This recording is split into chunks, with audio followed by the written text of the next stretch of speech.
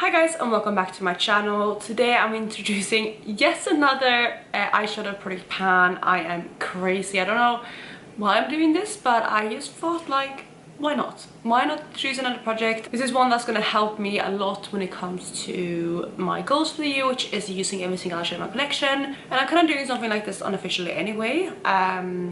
Like, I use pool palettes and I do this anyway. So as you can see with the title, I am introducing a no pan left behind project on my channel. I do, like I said, I've been doing this anyway, especially last year. I pulled out palettes and I used them like no pan left behind. Usually try to get as many uses out of my collection as possible. I am obviously also doing product level up, which is like, it has part of no pan left behind in it, so I do use palettes that way in that project.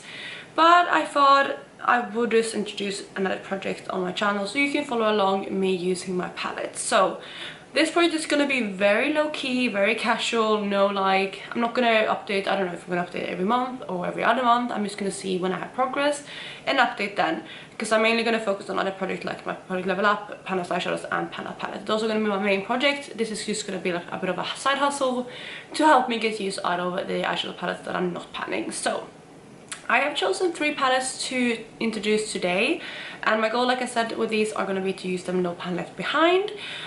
Once I have hit that goal, or when I feel like I have hit like, even if I just hit goal on one of the palettes, I might update and introduce a new one, or I might wait until I have used all 3 palettes no pan left behind. We're just gonna see how it goes, but I'm gonna jump into the palettes. But before I do so, if you're new here, please consider subscribing. I would love to have you in the family. Let's jump into the video. We are in February, and the first palette was an obvious one to introduce because it is the Natasha Denona Love palette. This is obviously a very Valentine's Day inspired palette. It was released on Valentine's Day. It has red tones, pink tones, cool tones in general, some purples, some silvers, and it's a really nice palette. It is also one that I want to play around with more in my collection. I want to get to know more. I want to show more love in general. I did buy this palette pre-loved, but it didn't really have much use. The only shadow that really had any use on it when I first got it was the shade here called Transparent, Lifetime and Given. Those were the only ones that had like any sort of usage, but not much at all. And then I did hit pan on commitment in my pan eyeshadow last year, so not much love on this palette. I have used it with no pan left behind. I have used every single shade before. I did that last year, but I do want to give this palette some more love, and that's kind of why I'm introducing this to this project. I'm not sure yet how I'm going to structure this, if I'm going to take photos or videos of my looks and I'm going to do like exclusive looks with just the palette, or if I'm going to incorporate them to other looks, or how I want to structure it. I'm just going to see, especially this first month. It's just going to be a trial period, but that is the first palette I'm introducing. I'm really excited. Again, obviously it's very Valentine's themed. All 3 palettes you could argue is Valentine's themed. They are all kind of similar in a way. I'm really digging these tones, as you might be able to tell with my look today as well. I have a lot of pink and like red and purple looks in my videos recently, because it's the shades that I'm panning at the moment and just kind of what I've been feeling. So hopefully you're not tired of them yet. There will be quite a few more, especially since rolling in these palettes now. Hopefully like in March I'm gonna move away from these type of looks though, so don't worry. And I will try to use other type of eyeshadows as well. But this is the first palette, like I said. I am going to use this no pan left behind, and then once that's done I'm going to replace it with something else. The second palette that I have is the least kind of pink tone palette that I have, but it's still very pink. It's more mauve leaning, and that is my Pat McGrath Divine Rose 1 palette. This one I got end of last year, and I have again used this no pan left behind, but that's about it. I have only used about these shades about once, or maybe some of them twice, but not very much. I do want to again use this palette more, and I'm doing that by using it no pan left behind in this product to start, and then hopefully I can use it more throughout the year as well. But like I said, this is more kind of neutral tone. It has a little bit of like pinkness to these tones right here. It is mauve, but I would say they're not super pink mauves, are they? They're more kind of like taupey mauves. And then obviously it has some more kind of warm tones here. This shade here looks very gold to you, but it does have like a pink base. I don't know if you can pick it up on camera. Then we have like a regular gold. This like beautiful silvery kind of shade is very sparkly, very beautiful. And then this kind of iridescent like pink shade there.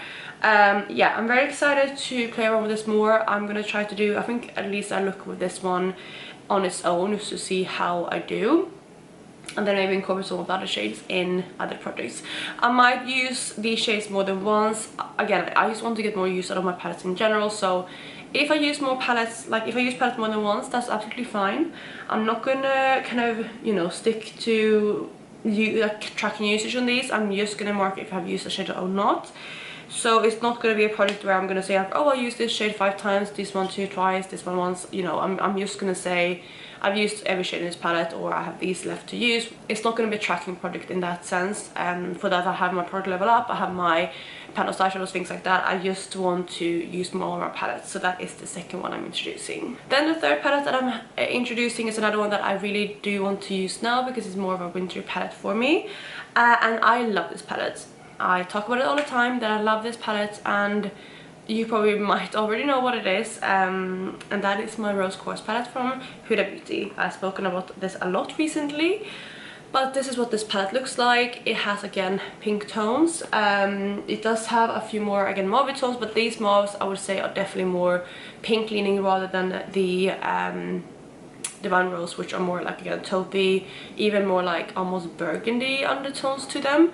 I love this palette. I actually used this one yesterday. I went out for dinner and I did a look with like I think I used Serenity, Cherished, Blissful, Happiness, Moon Magic and Self-Love.